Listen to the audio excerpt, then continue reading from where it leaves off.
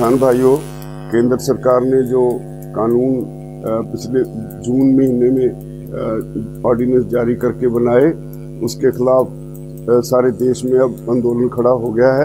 और आंदोलन जब अपनी शिखर पे पहुंचा तो आपने देखा होगा कि कैसे सरकार ने अपने हथकंडे इस्तेमाल करके इस आंदोलन को तोड़ने का हर यत्न ही नहीं किया और इसको एक गहरी चोट पहुंचाई। ये बात आपके समझने की है कि हमारे लिए एक बैरिकेड लगाया गया जहां से आगे हम नहीं जा सकते थे, लेकिन सरकार हमसे 17 दिन बाद 13 दिसंबर को कुछ लोगों को दिल्ली की तरफ से लाके उन्हें बिठा दिया। उनको कोई बैरिकेड उनके सामने नहीं लगाया गया और उन लोगों के साथ ही ये सारी साजिश रची गई।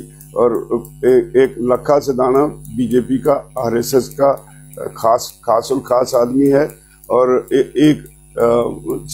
लखा सिधाना नहीं, दीप सिद्धू RSS का खास आदमी है और एक लखा सिधाना उसके साथ मिला हुआ है।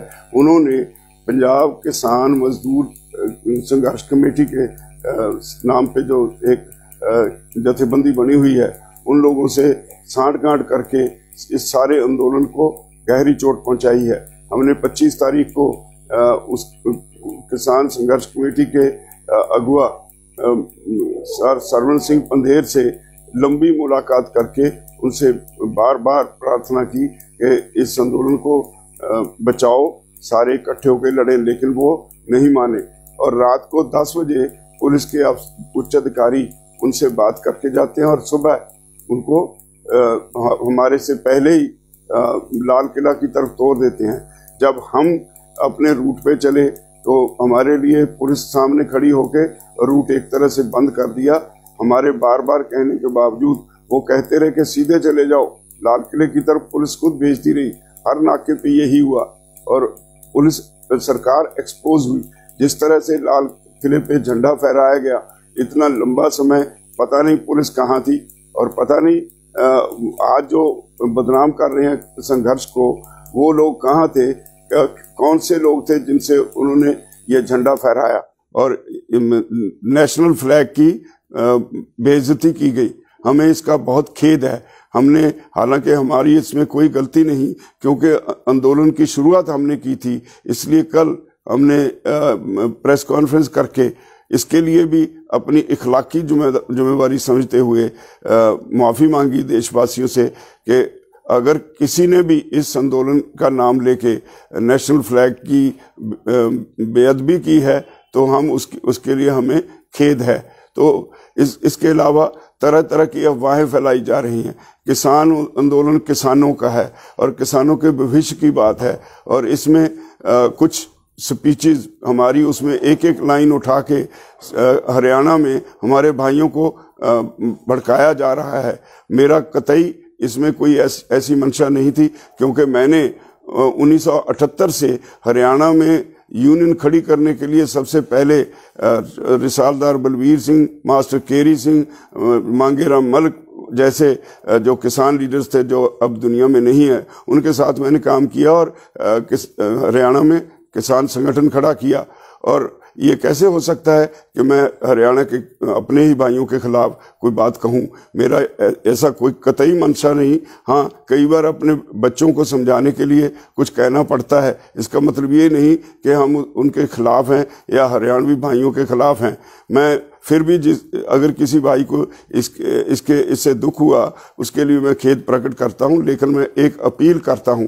ये आंदोलन बहुत तेजी से आगे बढ़ रहा है और ये इससे हमारी भविष्य की किस्मत जुड़ी हुई है। इसलिए मेरी निवेदन है, ये बातें सब भुला के, अगर आपको कष्ट हुआ उसकी क्षमा करके सभी दोबारा फिर इस आंदोलन में उसी जोशो खरोश से शामिल हों जैसे पहले हरियाणा और पंजाब दोनों भाई इकट्ठे अलग अलग बॉर्डर्स पे बैठे थे। यूपी वाले अपनी जगह बैठे थे, उत्तराखंड के लोग बैठे थे, मध्य प्रदेश के लोग बैठे थे, महाराष्ट्र के लोग बैठे थे, सभी देश के अलग अलग राज्यों से लोग बैठे थे, लेकिन पंजाब और हरियाणा की संख्या सबसे ज़्यादा सी और ये पंजाब और हरियाणा ही ये इस आंदोलन के साथ देश की किस्मत बदलने वाला था। लेकिन सरकार अपने षड्यंत्र में कामयाब हुई, वो एक गहरी चोट पहुंचाई गई। हम सभी इस घाव से अभी तक जख्मी हैं और इसी दशा में कई बार कई बातें मुंह से निकल जाती हैं। मैं समझता हूं मेरे सारे भाई हैं हरियाणा वाले, वो मेरी इस बात को समझते हुए मेरी इस स्थिति को समझते हुए दोबारा इस आंदोलन में गांव-गांव में प्रचार करके लोगों को इसमें और तेजी से, पहले से भी ज्यादा जोर से इसमें शमूलियत करें ताकि सरकार अपने षड्यंत्र में कामयाब ना हो सके। और अभी हमने 26 जनवरी के बाद एक पश्चाताप भी किया। आज हम सद्भावना यात्रा निकालने वाले हैं तिरंगे की के सत्कार के लिए सभी मिलके सिंघू बॉर्डर पे। और इसी तरह अगला प्रोग्राम 30 जनवरी को गांधी जी के शहीदी दिन पे एक दिन का सारी लीडरशिप अनशन करेगी। और 1 जनवरी का प्रोग्राम फिलहाल इसीलिए क्योंकि कन्फ्रंटेशन का माहौल सरकार बना रही है, इसीलिए हमने पोस्टपोन कर दिया है। तो मेरी सभी भाइयों से निवेदन है, मेरी इस बात को गंभीरता से लें।